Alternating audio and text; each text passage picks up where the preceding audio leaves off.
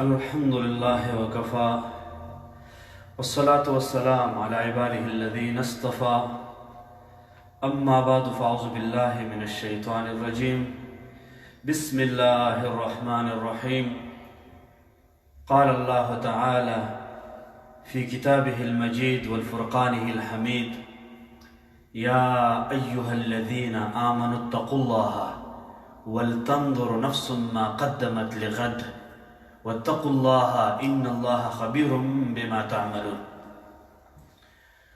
زما عزتمندو محترمو ورونو مشرانو او زما دیني خویندو کوم چې موږ په ژوندۍ بڼه باندې ویني، السلام علیکم ورحمة الله وبرکاته. عزتمندو د رب العالمین شکر ادا کوو په دې خبر باندې چې الله سبحانه وتعالی موږ تاسو له میاشت رمضان دا موږ تاسو باندې راوستله، موږ تاسو ته دا میاشت عطا کړه او رب العالمین موږ تاسو له د هغې روزې د نیولو توفیق راکړ. موږ تاسو په هغې کې روزې ونیولې، نو د الله شکر ادا کوو په دې خبره سره. زما عزتمندو داسې نه ده چې رمضان ختم شو، تراویح ختم شولې نو عبادات ختم شول، بلکې تر څو پورې چې موږ او تاسو ژوندي یو او موږ او تاسو له مرګ نه راغلي نو دغه عبادت دغه بندګي کول دي. الله سبحانه وتعالی موږ او تاسو د خپلې بندګۍ دپاره پیدا کړي وو، د خپل عبادت دپاره پیدا کړي وو. د دغه بندګۍ دپاره محدود وخت نشته چې فلاني وخت کې به ته عبادت کړي او فلاني وخت کې به ته عبادت نه کړي، بلکې هر وخت به موږ د رب العالمین بندګي کول پکار ده. څنګه چې رب العالمین قرآن عظیم شان کې فرمایي وما خلقت الجن والانس الا ليعبدون، ما د انسانانو او جنات د دې دپاره پیدا کړي چې دې زما بندګي وکړي، الا ليعبدون زما بندګي وکړي. رب العالمین چې تمام انسانان او جنات پیدا کړي د خپلې بندګۍ دپاره پیدا کړي.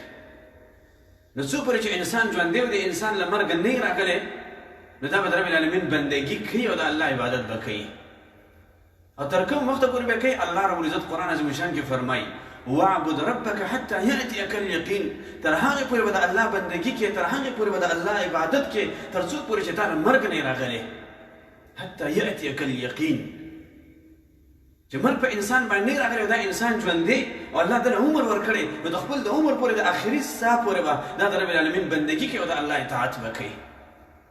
نو دا عبادت او دغه بندګي د محدود وخت دپاره نه ده چې انسان د یو وخت دپاره وکړي. نو اهم شی څه شی دی؟ هغه د مرګ دپاره تیاري کول دي، د مرګ دپاره آمادګي کول دي. هر انسان نه دا غور او فکر کول پکار دي چې ما سره د دې مرګ دپاره د دغه وخت دپاره ما سره څومره آمادګي ده، څومره تیاري ده ما سره. قرآن عظیم شان موږ تاسو له دې خبرې دعوت راکړی دی یا ایها الذین آمنوا اتقوا الله ولتنظر نفس ما قدمت لغد. الله رب عزت مؤمنانو ته خطاب کوي چې ای مؤمنانو اتقوا الله، د الله نه ویرېږئ، د الله نه ویرېږئ، هر قسمه ګناه او معصیت پرېږدئ. ولتنظر نفس ما قدمت لغد، او هر انسان دې وګوري، هر نفس دې وګوري ما قدمت لغد، چې د سبا دپاره دې څه تیاري کړې ده. غد سبا ته ویل کېږي چې د سبا دپاره تا سره څه آمدګي ده، څه تیاري دې کړې ده. هر انسان له به دې باندې غور او فکر کول پکار دي چې ما د مرګ دپاره زه څومره آمدګي لرم، څومره تیاري لرم. سبا کم وخت ویل کېږي؟ سبا دې مرګ ته ویل کېږي. دا نن هم راتلی شي او سبا هم راتلی شي او هر وخت راتلی شي. دې د وجې نه قرآن عظیم شان فرمایي ولتنظر نفس ما قدمت لغد، هر انسان دې په دې باندې غور او فکر وکړي چې د مرګ دپاره د سبا دپاره څه آمدګي لرلې ده او که نه. نو زما عزتمندو د دغه ورځې تیاري دپاره، د دغه ورځې دپاره د آمدګي دپاره همیشه عبادت کول پکار دي. دا فقط په رمضان کې نه کافي کېږي. اوس رمضان تیر شو، د رمضان نه بعد به د مسلمان زندگی څنګه وي، د مسلمان پلان به څنګه وي د رمضان نه بعد، او دا زندگی به څنګه وي د رمضان نه بعد به زموږ او ستاسو ژوند څنګه وي، څنګه ژوند به کوو. نو دا خبره په ذهن کې کښېنوو چې څنګه رمضان کې موږ او تاسو د عباداتو پابند وو، دغه شان د رمضان نه بعد هم د عباداتو پابندي کول پکار دي. په رمضان کې موږ او تاسو د 5 وخته د لمونځ پابند وو، د رمضان نه بعد هم دغه شان د 5 وخته د لمونځ پابندي کول پکار دي. په رمضان کې موږ او تاسو د دعا پابند یو، د رمضان نه بعد هم دغه شان د دعا پابندي کول پکار دي. په رمضان کې موږ تاسو د قرآن عظیم الشان پابندو، د رمضان نه بعد هم د قرآن عظیم الشان پابندي کول پکار دي. په رمضان کې موږ تاسو د کار خیر پابندو، د رمضان نه بعد هم پکار د کار خیر په دې کې پابندي کول پکار دي، دغه شان کار خیر کول پکار دي. دغه زندگی به هم دغه شان روانه. هر مسلمان له پکار دی چې په ژوند کې دوه روزې ونیسي. دوه، یو هغه روزې دي چې موږ ته الله سبحانه وتعالی په موږ تاسو باندې فرض کړې وي، د رمضان روزه وه. دا میاشت رمضان راغله موږ تاسو د هغې روزې ونیولې. بله د ټول عمر د ټولې زندګۍ روزه نیول دي، د ټول عمر چې انسان د ټول عمر دپاره روزه ونیسي. هغه د ټول عمر هغه روزه څنګه ده؟ هغه دا چې الله رب العزت موږ او تاسو په دې رمضان کې د بعضو شیانو نه منع کړي وو. د بعضې شیانو نه الله سبحانه وتعالی موږ او تاسو منع کړي وو، د حلالو شیانو نه موږ او تاسو منع کړي وو. نو په تمام عمر په تمامه زندګۍ کې همدغه شیان یو روزه ونیسه څنګه چې په رمضان کې تر بعضې شیانو منع شوی وي. په زندګۍ کې د تمام عمر چې الله سبحانه وتعالی موږ او تاسو له څومره زندګي راکړې ده، څومره عمر یې راکړی دی، په دې کې رب العالمین موږ او تاسو د بعضې شیانو نه منع کړي یاستو. الله رب العزت موږ او تاسو منع کړي یاستو د څه شي نه؟ د هر قسمه ګناه نه، د هر قسمه معصیت نه. اوس په تمام عمر کې د هر قسمه ګناه او د معصیت نه د دې نه روزه نیول. مونځ پرېښودل دا ګناه نه، د دې نه به ستا روزئ. زکات نه ورکول دا ګناه نه، د دې نه به ستا روزئ. د ګناه نه به ستا روزئ.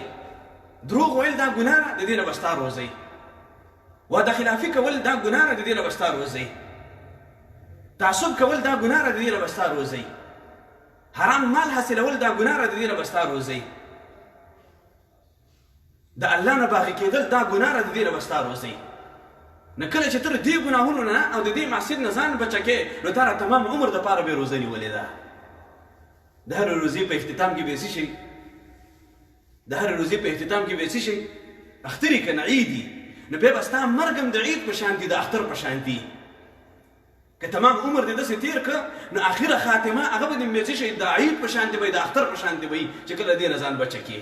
د کوم شان نه چې رمضان کې بچه شوی وي، دغه شان په دې زندګۍ کې هم د دغه شان نه ځان بچه وساته. د دې نه ځان بچ ساتل دا ټول عمر روزه دې ته ویل کېږي. او دا د رمضان څه شی دی؟ د رمضان مقصود او حاصل هم دغه خبره ده چې انسان د ټول عمر دپاره داسې روزه ونیسي چې د هر قسمه ګناه او معصیت نه ځان بچه وساتي. دا د رمضان مقصود او حاصل دی. بل دا چې د رمضان مثال د یو مهمان په شان دی، د یو مېلمه په شان دی. مېلمه راشي، مهمان راشي او بېرته لاړ شي. همداسې دی، لږ وخت دپاره راشي او بېرته لاړ شي. د رمضان مثال همداسې دی، راشي یو کال کې یو ځل راشي او بېرته لاړ شي.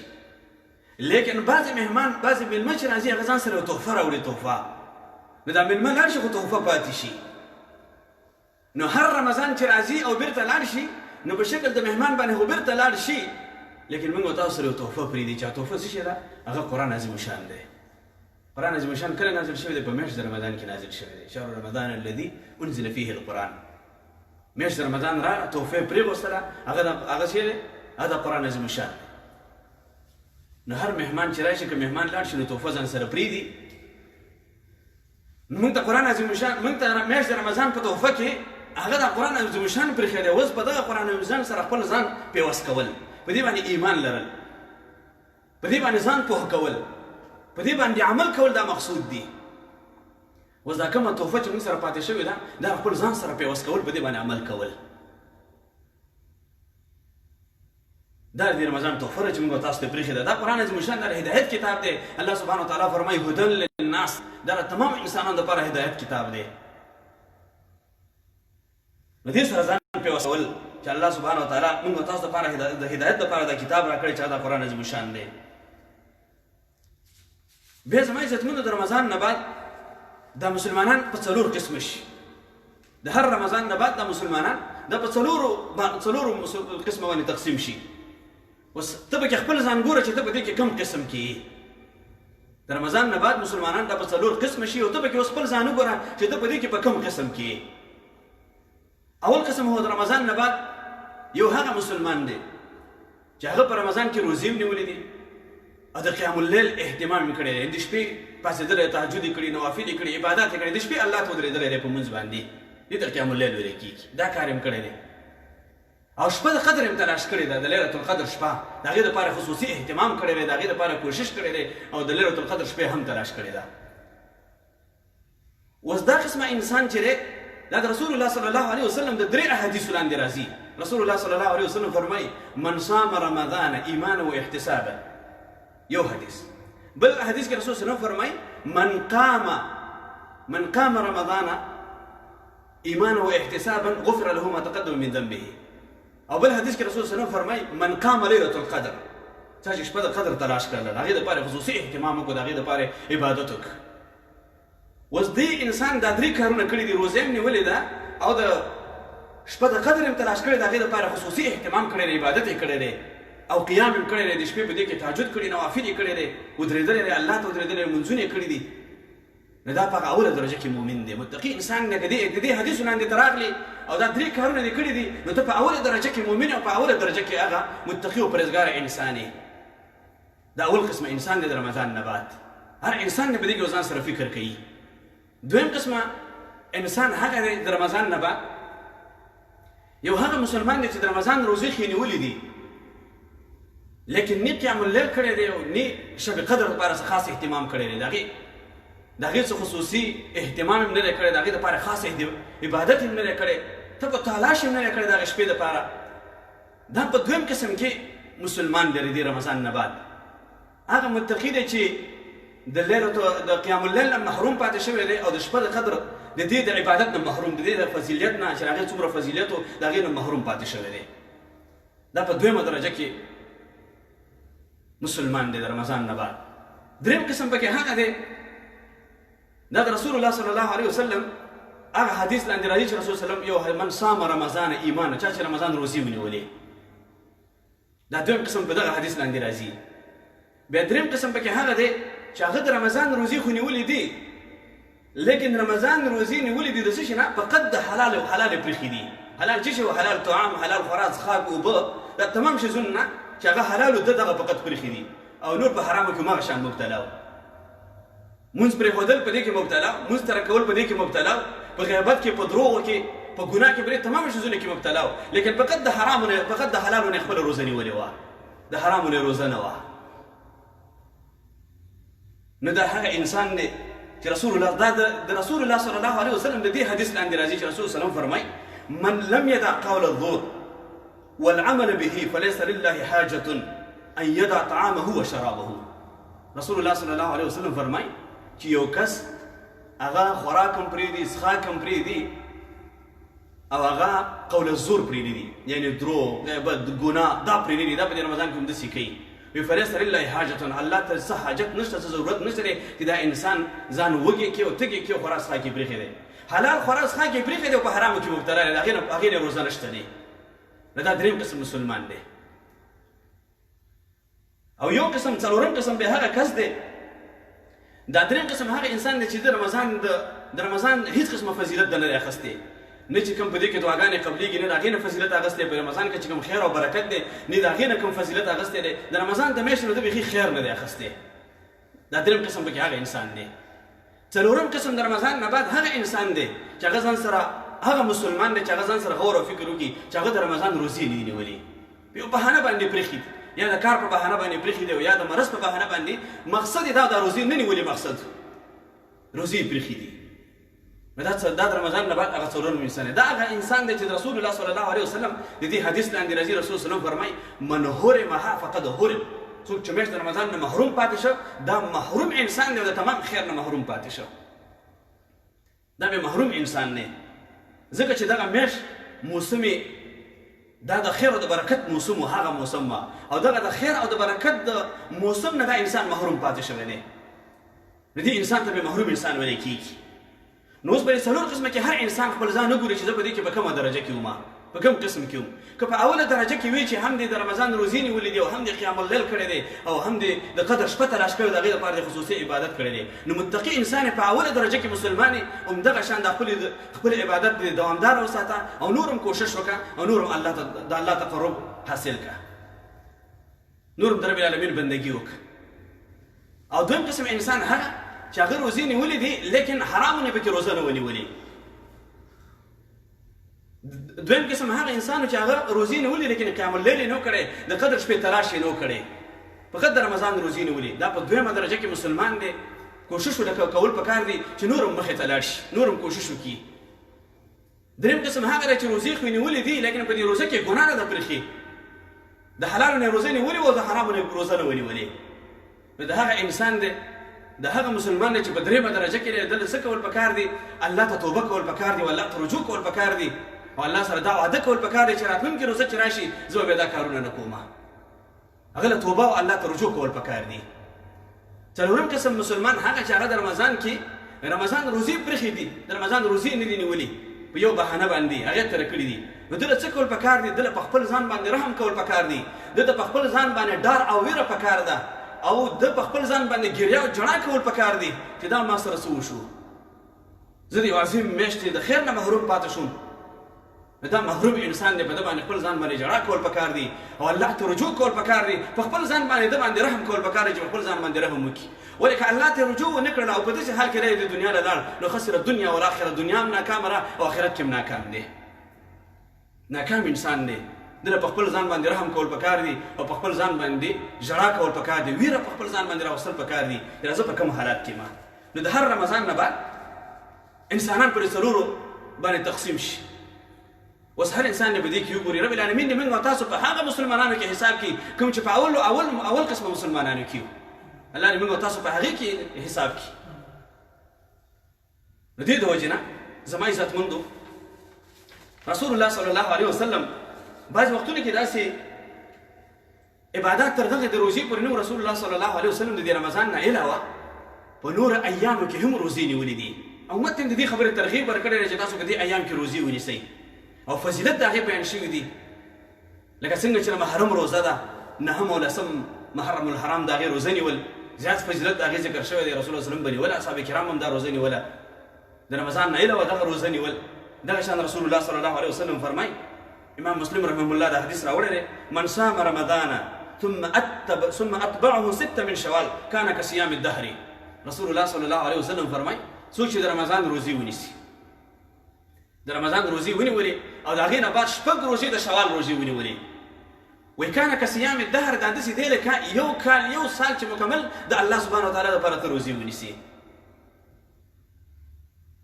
دومره اجر یې دی لکه یو کال چې ته د رب العالمین دپاره روزې ونیسي. د رمضان نه بعد اول کار دا کول پکار دی چې مسلمان هغه د شوال 6 روزې ونیسي او په دې کې بیا اختیار دی دا روزې ته په وقفه سره ونیسي او که مسلسل نیسي، پرله پسې نیسي.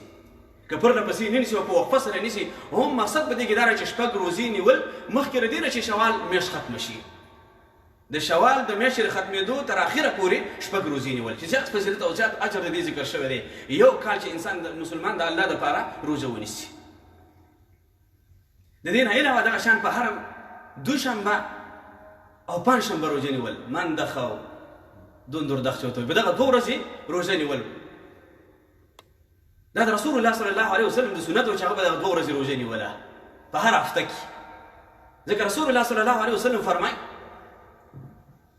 وایي په دوشنبې په ورځ باندې او د پنجشنبې په ورځ د انسان اعمال رب العالمین ته پیش کېږي په دې ورځو باندې.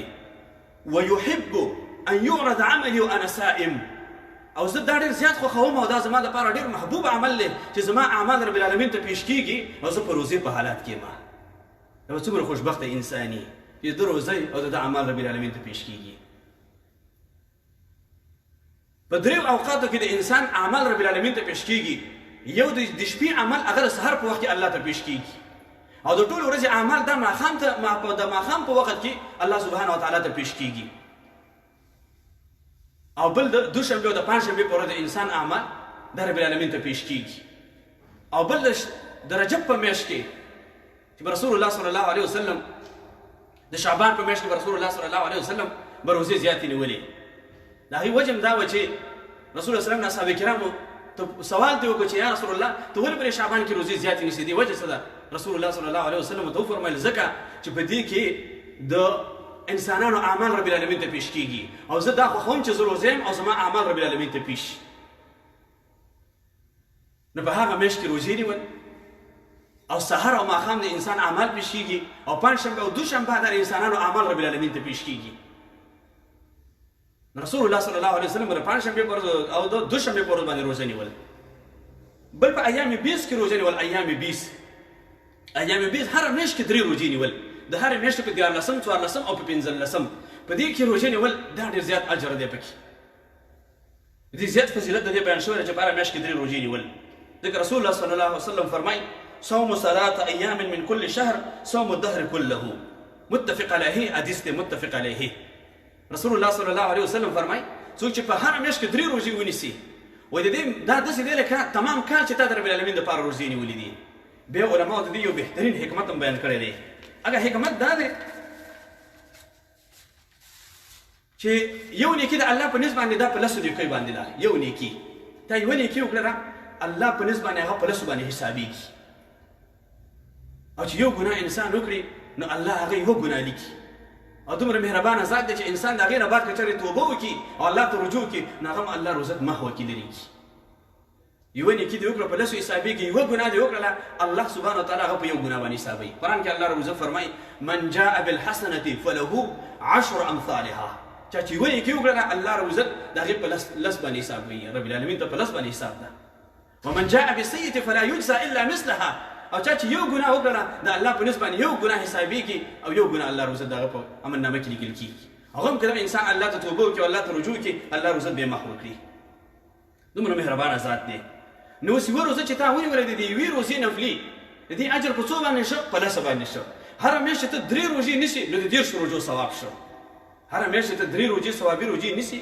نو د 10 روژو ثواب شو نو که ستا د ټول کال دا معمولي چې په هره میاشت کې ته 3 روژې نیسي نو دا ټول کال به ستا په څه شي کې کېږي په روزو کې حسابېږي د الله په نسبت په روزارو حسابېږي د الله په نسبت باندې به په عبادت ګزارو کې حسابېږي دا تمام کال به د الله رب العزت په روزه کې حساب کړي ځکه د یوې روژې په 10 باندې دی او هره میاشت 3 روژې نیول دا 10 روژې شولې او داسې تمام کال ستا همدغه عادت وي خوشبخته دا انسان چې په دې باندې عمل کوي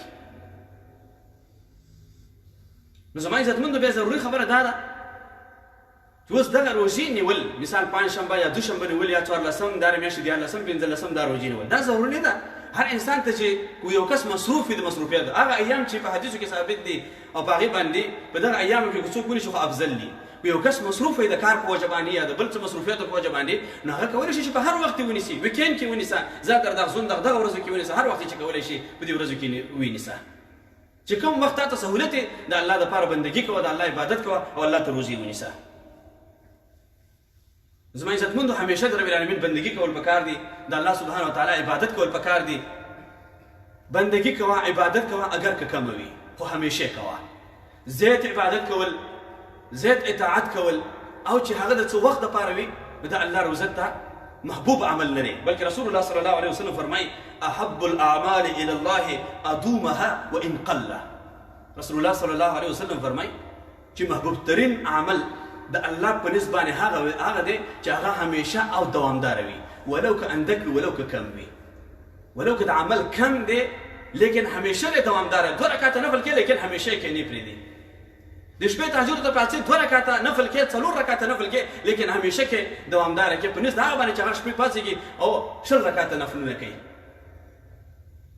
عمل کوه عبادت کوه اگر که کم وي دا عمل د الله په نسبت باندې محبوب عبادت دی محبوب عمل دی الله رب العزت خبرو مانم د عمل کولو توفیق راکړي تاسو له هم رب العالمین دې زمونږ او تاسو نه راضي شي او رب العالمین دې زمونږ او تاسو د تمام زندگی په عبادت او په اطاعت باندې تیر کړي رب العالمین دې موږ او تاسو د هر قسمه مصائبونه د آفتونو نه وساتي رب العالمین دې زمونږ او تاسو په کورونو کې اصلاح اتفاق او اتحاد راولي رب العالمین دې زمونږ اولادونه نیک عمل او نیک صالح کړي او رب العالمین دې موږ او تاسو دغه مرض دغه آفت او دغه مصیبت نه وساتي رب العالمین دې تمام بشریت نه دغه مصیبت دغه مرض په خپل فضل او رحم سره جګ کړي رب العالمین دې تمام انسانانو په حال باندې رحم وکړي د دې مرض د وجې نه چې کم خلک وفات شوي دي الله دې هغې ته صبر جمیل ورکړي او کم کسان چې پکې مبتلا دي رب العالمین دې هغې له شفای کامله واجله ورکړي او رب العالمین دا کم کسان چې دې بچ پاتې رب العالمین محفوظ وساتي رب العالمین دې په ګران هېواد افغانستان کې امن راولي اتفاق او اتحاد راولي رب العالمین دې پکې خوشحالي او سوکالي راولي واخر دعوانا الحمدلله رب العالمین